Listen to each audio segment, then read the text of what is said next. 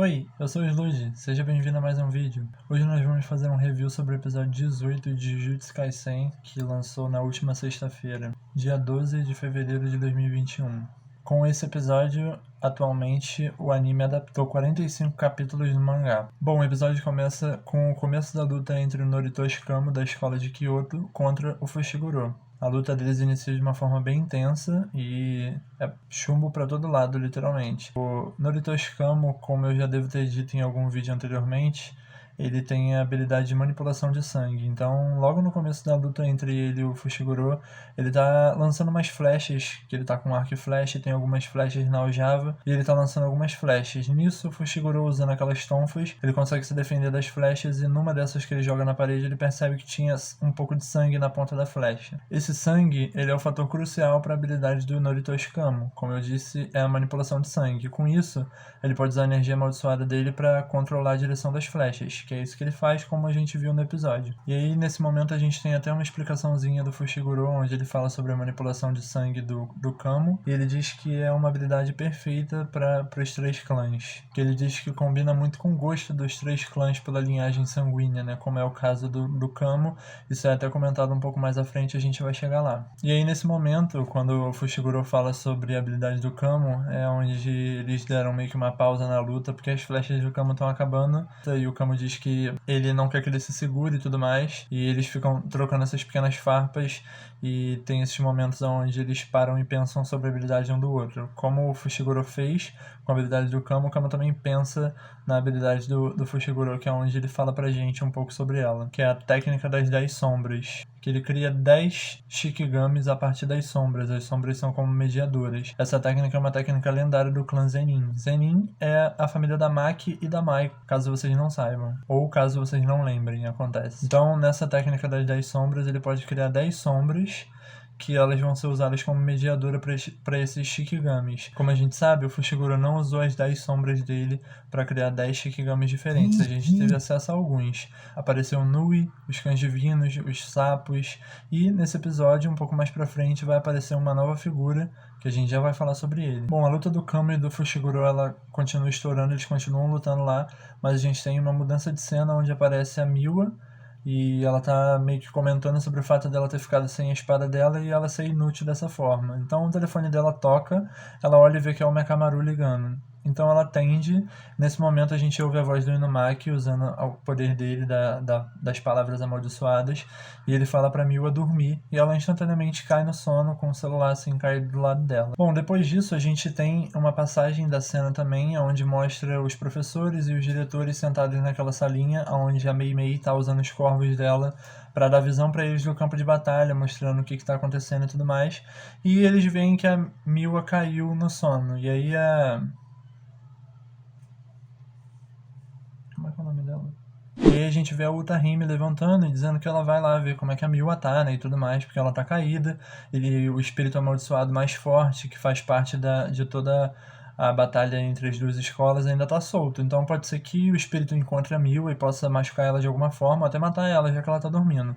Então a Utahime decide levantar e ir até a Miwa. E aí nesse momento a gente vê o Gaku Ganji, que é o diretor de Kyoto, e ele tá pensando um pouco sobre o que ele conversou com o Kamo quando eles ainda estavam na escola de Kyoto organizando o evento entre as duas escolas. A gente vê então o Kamo e o Gaku Ganji conversando de frente para um espírito amaldiçoado. Ele tá com alguns selos, o que impede ele de se mexer e de reagir de alguma forma. Então o Gaku Ganji diz que aquele espírito é um semi-primeiro nível, ou seja, é um espírito mais forte do que era o previsto para esse evento entre as duas escolas. Vide que logo no começo, quando eles estão organizando e estão falando sobre isso, é dito que o espírito amaldiçoado que vai participar do evento, para que as escolas possam lutar para destruir ele é de nível 2. E quando o Gakugan está conversando com o Kamo, ele fala sobre o espírito ser um semi-primeiro, ou seja, ele já está mais próximo de ser um espírito de primeiro nível, que torna ele um pouco mais perigoso e um pouco mais agressivo. Então a gente vê o Gakugan dando para o Kamo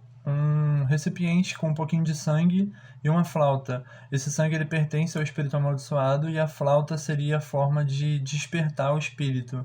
O plano era fazer com que esse sangue se misturasse ao sangue do Itadori e o espírito amaldiçoado fosse até ele, porque no plano do Gakuganji, o Itadori ia dar de cara com todo e eles iam brigar. Então, como ele mesmo disse, era muito improvável que alguém saísse ileso de um primeiro contato com o todo. Então, a intenção naquele primeiro momento, que quando aconteceu de todos os alunos de Kyoto encontrarem o Itadori e lutarem contra ele, todos de uma vez só, o plano era fazer com que esse sangue ficasse respingado no Itadori de alguma forma, e depois o Kamo ia tocar a flauta, ativando, né, teoricamente, o espírito amaldiçoado para que ele fosse em busca do sangue dele que estava no Itadori. Então o que aconteceria seria que ele travaria uma batalha com o Itadori, que já estaria um pouco fraco devido à luta contra o todo, e ele provavelmente morreria para esse espírito amaldiçoado. Os alunos de Kyoto estariam por perto para se certificar. Caso o Itadori conseguisse derrotar o espírito de alguma forma, eles estariam lá para finalizar e matar ele. E aí nesse momento a gente vê o Inumaki desligando o celular, que ele usou para falar com a Miwa e colocar ela para dormir. A gente vê ele guardando esse celular no bolso, e aí ele ouve um barulho. Ele já entra em estado de alerta, olha pro lado e fica esperando para ver o que é. E aí ele ouve um barulho atrás das árvores, e nisso ele vê um espírito amaldiçoado saindo de trás da árvore. Só que no momento que o espírito amaldiçoado bota a cabeça para fora da árvore, a cabeça dele rola ao chão, e a gente vê o corpo dele caindo também morto. O Inumaki já fica totalmente em estado de alerta, esperando o que vai vir a seguir. E nisso a gente vê o Hanami. Hanami, caso você não se lembre, é aquele espírito amaldiçoado de classe especial que atacou o Satoru quando o Diogo foi atacar o Satoru. Na verdade, ele não bem atacou o Satoru, ele foi ajudar o Diogo, porque o Diogo atacou o Satoru e acabou sofrendo um dano maior do que o esperado. Ele acabou perdendo a batalha contra o Satoru e o Hanami chegou para salvar ele. E aí o Hanami já dá de cara com o Inumaki já fica totalmente em estado de alerta, bem preocupado, porque ele percebe que o Hanami é um espírito amaldiçoado mais forte até do que o que ele derrotou. Então o Inumaki fica já totalmente em estado de alerta ali, esperando um possível embate. Nesse momento a gente vê a câmera cortando e mostra o Mahito com um outro cara que parece ser um usuário de maldição. Ele é melhor explicado um pouco mais pra frente. Ele tem o que parece ser um cutelo ali, e eles estão meio que no telhado de alguma das casas que compõem a escola de Tóquio. Então a gente vê ele dizendo para esse cara do cutelo que tá na hora do show começar, basicamente. Então a gente ainda vai ver o que o Mahito vai aprontar aí, e estamos bem curiosos com relação a isso. Nesse momento a gente tem um corte na cena de novo, e aí a gente volta para a luta entre o Kamo e o Fushiguro. Nesse momento rola um pequeno flashback do Kamo, onde ele tá perguntando o que tá acontecendo com a mãe dele, e aí a gente tem uma resposta de uma voz feminina dizendo que a mãe dele é uma prostituta, basicamente. E aí o Kamo pergunta então por que eles estão fazendo tudo que eles estão fazendo por ele e transformando ele em herdeiro. E aí a mesma voz feminina diz que foi porque ele herdou o poder. Bom, isso dá a entender que o Kamo na verdade não faz parte do clã Kamo. Na verdade o nome do Kamo é Noritoshi. Eu tô me referindo a ele como Kamo porque é um nome um pouco mais fácil, mas o clã seria o clã Kamo e o nome dele é Noritoshi. Então a gente entende um pouco que o Noritoshi talvez não pertencesse ao clã, mas ele herdou uma habilidade que pertencia àquele clã, que é a manipulação de sangue, porque o clã Kamo é um dos 3 clãs principais. Inclusive, já quero deixar um adendo aqui de que em breve eu vou estar lançando um vídeo comentando sobre os 3 clãs principais e as habilidades próprias de cada um deles. Então, nesse momento rola um diálogo um pouco mais sério entre ele e o Fushiguro. O Fushiguro até faz uma brincadeira falando que ele tá fazendo um papo muito sério. E aí, a luta tá prestes a estourar de novo. O Fushiguro usa um dos Shikigamis dele para distrair o Kamo, e ele desfaz esse Shikigami, que é um daqueles sapinhos com asa, para que ele possa usar o Shikigami dele mais forte, que é o elefante, aquele elefante lá que aparece. Ele é o Shikigami mais novo e é o que consome mais energia amaldiçoada do Fushiguro para que ele possa invocá-lo. Então, nisso ele invoca o elefante joga uma rajada de água no Kamo, que faz com que ele saia prédio afora, porque a água leva ele e leva as paredes do prédio junto. Então o Kamo ele fica meio que sem defesa nesse momento em que ele tá no ar, e aí o Fushiguro usa o Nui, que é aquele pássaro elétrico, e o Nui dá um certo dano no Kamo, mas a gente vê que o Kamo consegue puxar um daqueles plásticozinhos que parece ter sangue, e ele faz a manipulação de sangue a partir daquilo e usa uma técnica para aprisionar o Nui na prisão de sangue dele. Bom, então a luta entre o Kamo e o Fushiguro, ela vai pro lado de fora. Eles estavam dentro de um prédio originalmente, e essa luta vai pro lado de fora, e quando eles estão prestes a colidir para um novo embate, eles veem várias árvores saindo de trás do prédio onde eles estavam, e as árvores começam a meio que crescer e tentar pra pegar eles. E eles veem o Inumaki correndo por debaixo dessas árvores no momento. Então o Inumaki usa as palavras amaldiçoadas dele pra fazer com que o Kamo e o Fushiguro fugissem. Ele profere a palavra fujam e eles fogem. Eles começam a correr, meio que contra a vontade deles, porque esse é o poder do Inumaki mesmo.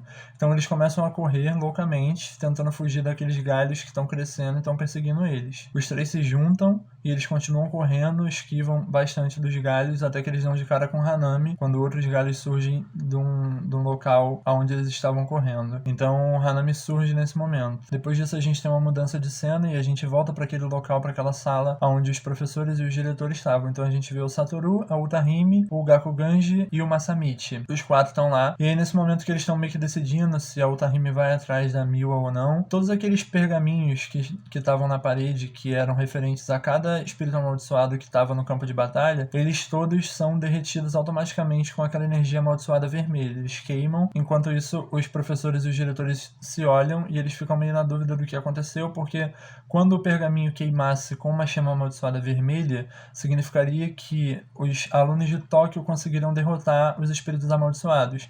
Só que tem um porém. Quando uma energia amaldiçoada desconhecida derrota um dos espíritos amaldiçoados do evento, ele também queima em vermelho. Então eles ficam meio nessa dúvida se foi realmente o pessoal de Tóquio ou se foi alguém com uma energia amaldiçoada desconhecida. Então eles decidem se dividir.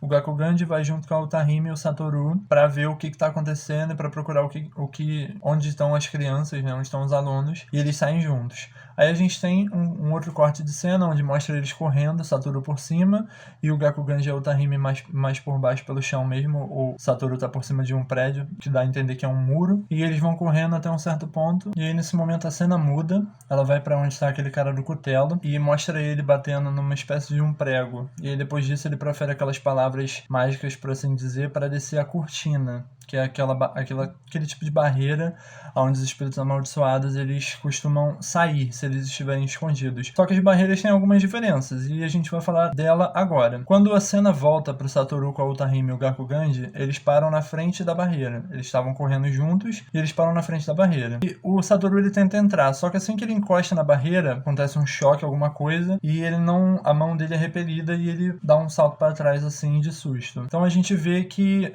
o Satoru não pode entrar e ele comenta isso com a Utahime. A Utahime consegue colocar o braço dela livremente e entrar na barreira, que dá a entender que o Gakuganji também, apesar dele não ter feito isso ainda. Então o Satoru explica pra Utahime que talvez aquela cortina ela esteja repelindo só o Satoru em troca de qualquer outra pessoa conseguir entrar. Então o Satoru até fala que eles estão lidando com um usuário de energia amaldiçoada, né, de maldição, muito poderoso, um mestre de maldição muito poderoso, como eles se referem ao cara que criou a cortina. Então eles ficam um pouco na dúvida com relação ao que pode estar acontecendo, e aí o Satoru fala pra Utahime entrar junto com o Gakuganji, enquanto ele vai procurar por esse mestre de maldições que tá por aí. Então, logo em seguida a gente vê a Utahime e o Gakuganji entrando, e a gente já dá de cara de novo com o cara do cutelo já dentro da cortina dessa vez. E aí ele rola um pequeno diálogo entre eles, e a gente vê aquela cena memorável do Gakuganji mandando a Utahime seguir e procurar pelos alunos, enquanto ele vai enfrentar o cara do cutelo. E aí não sei se vocês repararam, mas ele tava andando com uma espécie de um casezinho na mão. E aí a gente vê ele jogando esse case longe, e quando a câmera volta pra ele, né, a gente vê ele com uma guitarra super badass, tirando o manto, né, aquela túnica dele,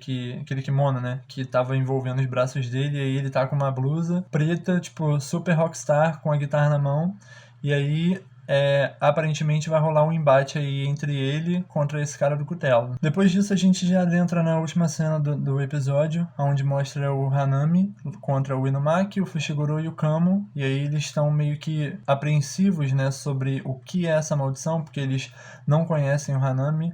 O Fushiguro ele lembra do relatório do Satoru sobre as duas maldições que atacaram ele, e aí ele relata brevemente pro Kamo e pro Inumaki que aquela parece realmente ser uma das maldições que atacou o Satoru. Ele na mesma hora saca o celular dele e fala que vai ligar pro Satoru pra explicar da situação.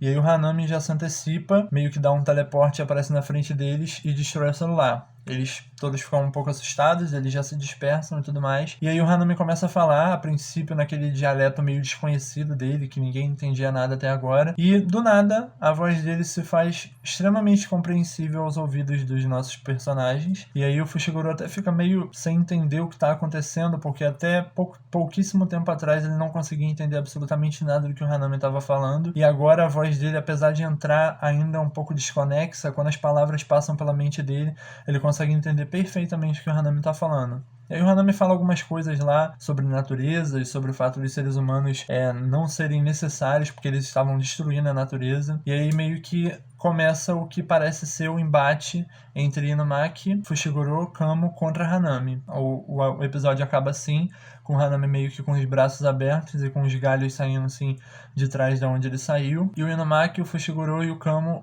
olhando ele um pouco apreensivos, já prontos para a batalha. E aí a gente tem o fim desse episódio. Bom, com isso a gente chegou no fim do episódio e tem alguns pontos que eu quero ressaltar aqui antes da gente finalizar o vídeo. Como eu disse anteriormente, eu quero falar um pouco sobre o Noritoshi Kamo. Aparentemente aquele relato dele pro Fushiguro, ou melhor, aquele flashback, né, porque ele não bem relatou pro Fushiguro, foi só um flashback, um pensamento dele. Ele aparentemente não é um herdeiro direto do clã Kamo, o que dá a entender que parece que alguém do clã se relacionou com a mãe dele e ele nasceu. Só que calhou dele desenvolver as habilidades de manipulação de sangue do clã.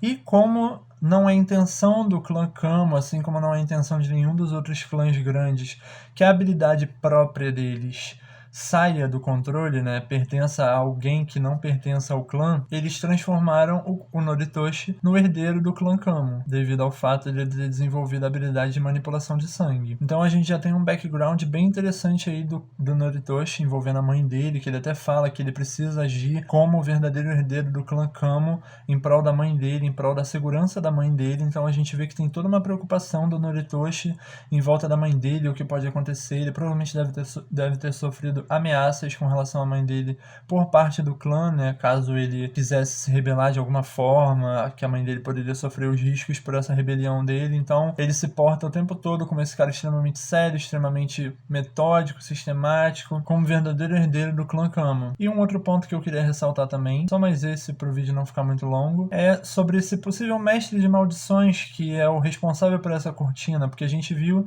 que foi aquele cara do cutelo que baixou a cortina, só que a cortina, ela foi elaborada por um mestre de maldições, né? Como o Gakuganji até ressaltou, tanto ele quanto a Utahime, quando eles encontraram o cara do cutelo pela primeira vez ali, depois que eles entraram na cortina, ele realmente tinha uma energia amaldiçoada excepcional, mas aquela cortina não tinha sido ele que tinha feito. Então a gente fica aí um pouco na dúvida, quem será esse mestre de maldições misterioso que criou essa cortina para prender o Satoru do lado de fora, né? Para impedir que o Satoru entrasse nessa cortina e encontrasse com os alunos. Então, eu quero saber de você. O que você achou desse episódio? Quero saber suas teorias para os próximos episódios, né, do anime. E pedir para você deixar o seu like nesse vídeo se você gostou. Se você chegou até aqui, muito obrigado. Caso você não seja inscrito, por favor, se inscreva. A gente está tentando criar uma rotina direitinho de vídeos, né? Como eu já falei em alguns outros vídeos, eu tenho um plano aí, né, de lançar esse vídeo sempre do review do episódio semanal de Jujutsu e do capítulo também, e também do capítulo de Boku no Hero e futuramente do anime do Boku no Hero quando ele voltar. Então eu conto com a sua ajuda para fazer com que esse vídeo chegue para mais pessoas, compartilhe ele com seus amigos que assistem Jujutsu. Vamos todos debater sobre Jujutsu, é um anime maravilhoso, uma história muito rica e tem muitas possibilidades de teoria. Então, mais uma vez, eu gostaria que você deixasse nos comentários o que você acha que vai acontecer, qual vai ser o desfecho dessa luta entre o Hanami, o Fushiguro, o Kamo e o Inumaki, o que você acha que vai acontecer com o Satoru, será que ele vai conseguir entrar na cortina, e o Gakuganji com o poder dele da guitarra, será que ele tem alguma carta na manga? Me diz aí nos comentários o que você acha, o que você achou do episódio e o que você tá achando do anime do Jujutsu Kaisen como um todo, né? Eu particularmente sou apaixonado e tô achando a adaptação muito legal, inclusive quero deixar um grande agradecimento pro Estúdio Mappa, que tá fazendo um trabalho magnífico com as animações de Jujutsu Kaisen. Todos os episódios são muito bonitos de se ver mesmo, as habilidades, como nesse episódio agora que lançou na última sexta-feira desse review aqui, as habilidades do Hanami, né, das árvores saindo lá do chão, muito legal mesmo, muito bem feito. Estúdio Mappa tá de parabéns. E é isso, gente. Se você chegou até aqui, mais uma vez, muito obrigado. Muito obrigado por assistir esse vídeo, sua presença é muito importante. E é isso. Um beijo, um abraço e a gente se vê no próximo vídeo. Tchau, tchau.